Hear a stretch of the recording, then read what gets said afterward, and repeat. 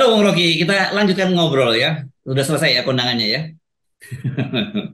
Oke, sekarang Udah beres. beres ya. Jadi gini, saya banyak ditanya orang karena dalam konten kita, saya kira mungkin hampir 2 pekan terakhir ini kita selalu fokus menyoroti kekhawatiran kita terhadap penundaan pemilu. Gitu sementara DPR dan KPU selalu ngomong semua on the track. Pemerintah juga menyatakan semua on the track, tidak akan ada penundaan pemilu. Tetapi kita kan ngomong itu bukan tanpa dasar gitu ya, Bung Rocky. Dan kemudian terakhir kemarin ketika ada sistem proporsional, isu akan kembali ke proporsional tertutup, itu juga sebagai pintu masuk penundaan pemilu. Nah, ternyata sekarang ini bukan hanya kita nih eh, projo ini, tapi saya kira ini projo akal akal sehat ini atau projo waras ini ya, sekjennya Andoko juga menyatakan begitu. Dia mencurigai juga bahwa kembalinya ke sistem proporsional tertutup ini menjadi pintu masuk untuk penundaan pemilu. Dia nggak peduli sebenarnya mau tertutup mau terbuka, bukan kepentingan dia. Kepentingan dia tidak ada penundaan pemilu dan Pak Jokowi berakhir dengan husnul khotimah. Kira-kira begitu. Ini menarik juga, Bung Rokin. Ya di Projo ada aja orang yang otaknya bagus itu dan berupaya untuk lihat bahwa seluruh seluruh siksak, seluruh aktivitas politik Pak Jokowi itu membahayakan demokrasi itu.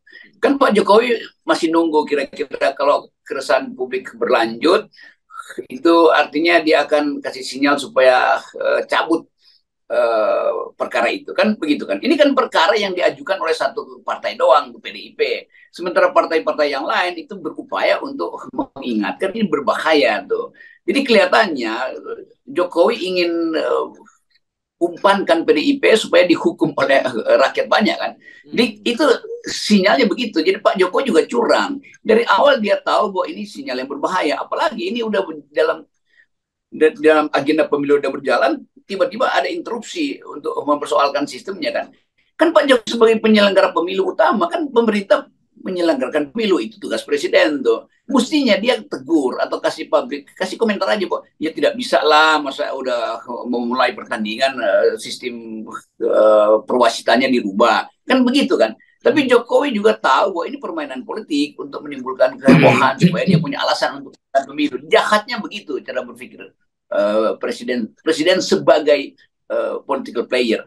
Karena kita tahu bahwa Pak Jokowi tetap cemas kalau dia nggak dapat semacam kepastian siapa yang akan dia jagokan, dia berantakan di depan kan. Jadi sekarang kita lihat ada dua kingmaker, kita ada dua tuh, itu dua-duanya pernah berstatus presiden. Pak Jokowi sebagai presiden yang udah lemdak, dia mau jadi kingmaker. Pak SBY juga ingin jadi kingmaker. Dan Pak SBY lebih masuk akal kalau dia protes itu. Tetapi persaingan ini kan sebetulnya ada faktor ketiga, itu Ibu Mega atau yang juga adalah bekas presiden. Jadi tiga kingmaker ini, Jokowi mau jadi kingmaker, Megawati mau jadi kingmaker, Pak SBY mau jadi kingmaker. Ini mestinya bersepakat di awal. Tetapi Pak Jokowi tahu bahwa dia harus ada jaminan. Supaya ada jaminan, tema yang paling bagus adalah perpanjangan atau penundaan. Nah itu yang kita mau terangkan pada netizen, bahwa Pak Jokowi udah jadi makhluk politik yang nggak mau turun dari kekuasaan. Karena itu dia akan siksa.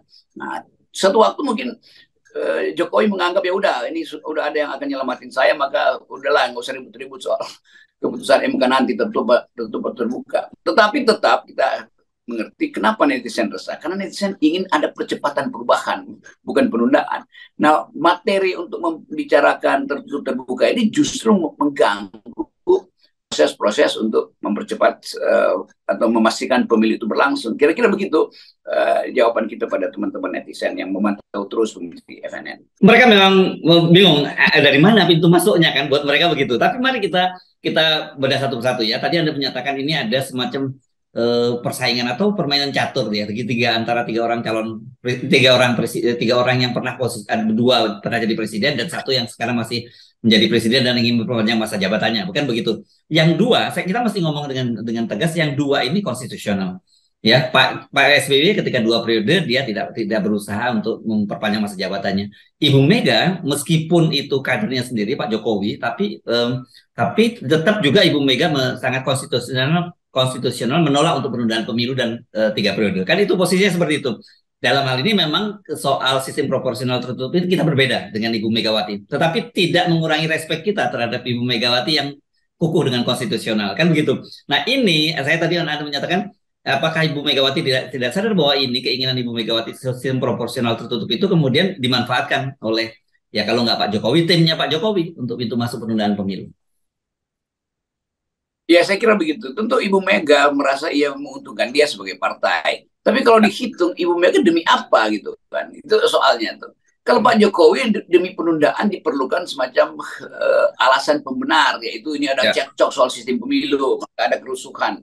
Pak SBY mau ketat di dalam konstitusi itu, dan itu menandakan Pak SBY setelah selesai jadi presiden dia jadi negarawan. Ibu Mega setelah selesai jadi presiden dia jadi negarawan. Dia nggak akan Ya. nggak akan maksa pada waktu itu. Ibu Mega juga pada waktu itu bisa maksa kok, kan PDIP lagi memimpin, tapi dia tahu oke, dia hentikan seluruh ambisi dia untuk memperpanjang kekuasaannya. Dan Ibu Mega tahu beliau tidak dipilih oleh rakyat, dia dipilih setelah Gus Dur wafat, kan itu intinya tuh. SBY bahkan tahu bahwa waktu dia mundur itu elektabilitasnya masih tinggi sekali itu sebagai partai dan sebagai presiden, tapi dia nggak berupaya untuk punya ambisi. Jadi ini Ibu Mega dan Pak SBY itu mengerti persyaratan konstitusional untuk menjadi seorang negarawan tuh. Nah Pak Jokowi justru dalam kapasitas masih berkuasa udah mamerin kekuasaan untuk masuk di dalam jebakan-jebakan arogansi itu. Jadi ini juga pelajaran etik bagi kita. Udah biarin aja Pak. Kan Pak Jokowi bisa bilang, oke, saya tidak akan lagi ikut campur karena saya tahu saya tidak mungkin dipilih kembali itu. Dan saya percaya bahwa presiden yang berikut akan patuh pada semacam tradisi untuk tidak mempersoalkan kebijakan yang diambil oleh presiden sebelumnya. Kan gampang kan? Kan ada semacam ethics of presidentiality, bahwa janganlah dibongkar-bongkar apa yang sudah diputuskan sebagai kebijakan, kecuali itu menyangkut kejahatan, kan itu kan. Jadi Ya, kalau ya. Pak Jokowi cemas, itu orang menduga berarti Pak Jokowi menyembunyikan kejahatan sehingga takut untuk lengser, kan itu dasarnya. Ya, ya. Nah, ini ya, fenomena Pak Jokowi itu mengingatkan kita pada beberapa tesis tentang bagaimana pemimpin populis itu yang kemudian setiap dia ketampuk kekuasaan dia kemudian menjadi otoritarian gitu. Dan pada fenomena sebaliknya itu pada Ibu Megawati dan dengan Pak SBY. Bagaimanapun juga Ibu Megawati ini sejak lahir dia sudah berada dalam lingkaran elit kekuasaan gitu. Sementara Pak SBY meskipun dia tidak berasal dari lingkaran tapi dengan menikah dengan Ibu Kristiani, Bu Ani, itu kan bagaimanapun mertuanya Pak Sarwo Edi itu juga elit kekuasaan di masa lalu. Tapi yang dua-dua orang ini tetap bisa menjaga semacam itu menarik saya kira ini menjadi kajian baru juga di Bung Rocky. Sementara Pak Jokowi yang di tadi ya semua orang menganggap bahwa inilah fenomena baru, ada orang sipil seperti Pak Jokowi yang dari luar elit kekuasaan bisa kita usung kekuasaan, malah berubah dia menjadi cenderung lebih otoritarian ketimbang keduanya.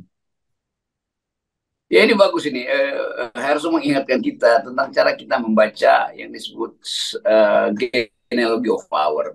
Ya. Tentu kita paham bahwa kalau seseorang masuk di dalam kompetisi politik, dia pasti mengandalkan aspek-aspek khusus dalam hidupnya. Bu Mega pasti mengandalkan aspek Soekarnoisme.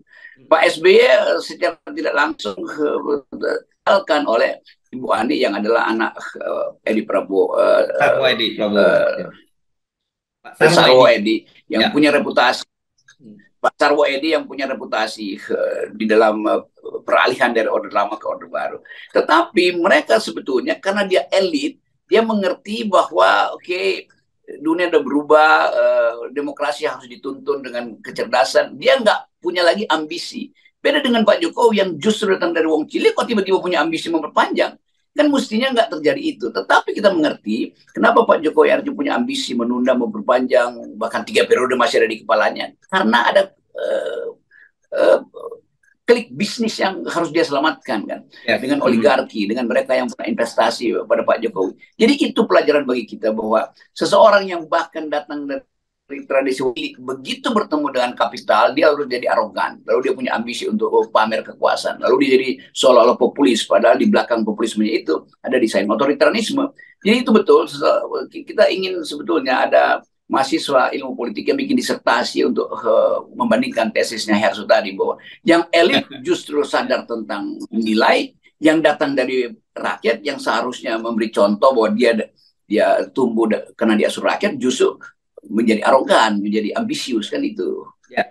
Tapi kita ini bicara tentang fenomena dan fakta yang ada yang terjadi ya, Bung Rocky. Bukan berarti kemudian kita mendinai bahwa apa lapisan dari masyarakat kelas bawah nanti kalau enggak kita dianggap pro pada elitis gitu ya, bahwa seharusnya kekuasaan memang selama ini kan kekuasaan di Republik ini berputar-putar di kalangan para elitis kita saja kan gitu. Ya itu yang kita mau pesankan, bahwa elit harusnya ada di dalam grammar yang lebih mulia lah. Kalau Ya. nah Pak Jokowi kan menjadi elit sebetulnya, Yes. bahkan bergaul dengan sistem politik kita yang diasuh oleh para elit juga. Jadi mestinya Pak Jokowi yang melakukan tapa berata tuh untuk mengendalikan ambisinya tuh. Masa SBY yang harus tegur Pak Jokowi bahwa ini berbahaya loh, penundaan pemilu atau sistem tertutup. Masa mesti orang sekelas Cak Imin yang mengingatkan ini dangerous itu kira-kira. Masa mesti kualitas ketua PAN yang mengingatkan akan ada demo loh Pak Jokowi. Jadi terlihat bahwa Pak Jokowi nggak punya refleksi diri tentang apa artinya memimpin, apa artinya berkuasa. Jadi seharusnya Bung Rocky ya dalam situasi begini ini kita mengepil Bu Megawati, mesti kita ingat kembali Bu Megawati ini nanggung. Ibu Megawati sudah sejauh ini menjaga konstitusi kita tetap berjalan pada relnya. Kemarin sengaja menarik PPHN dari pembahasan di MPR karena takut kalau kemudian digunakan pintu masuk amandemen untuk perpanjang jabatannya Pak Jokowi. Nah sekarang ini juga ada indikator bahwa apa keinginan Ibu Megawati kembali ke sistem proporsional tertutup juga ditunggangi juga oleh kepentingan untuk tunda pemilu, kan begitu ya Bung Rocky? Saya kira dalam debat hari-hari ini Ibu Mega akhirnya mungkin akan mengerti bahwa ini jebakan buat Ibu Mega juga sebetulnya kan. Jadi sebaiknya PDIP tarik aja itu supaya orang tahu bahwa PDIP paham bahwa yang dia inginkan sebetulnya dimanipulasi oleh Jokowi untuk menimbulkan kerusuhan dan keriuhan. Buktinya udah terjadi, Pak SBY udah bereaksi tuh, Cak Imin udah bereaksi, Zulhas sudah bereaksi. Ya, jadi sebetulnya ini bahaya karena Ibu Mega sendirian, dia akan dikepung oleh 8 partai dan itu yang menunjukkan bahwa proposal Ibu Mega itu akan dimanfaatkan oleh Pak Jokowi untuk mempertentangkan antara Ibu Mega, PDIP dengan 8 partai ini kan. Jadi sebetulnya kerugian akan ada pada Megawati. Dianggap Megawati arogan, dianggap Megawati ingin mengganggu pemilu karena udah persiapan ada tiba-tiba muncul proposal untuk di Mahkamah Konstitusi. Demikian juga Mahkamah Konstitusi akan lega.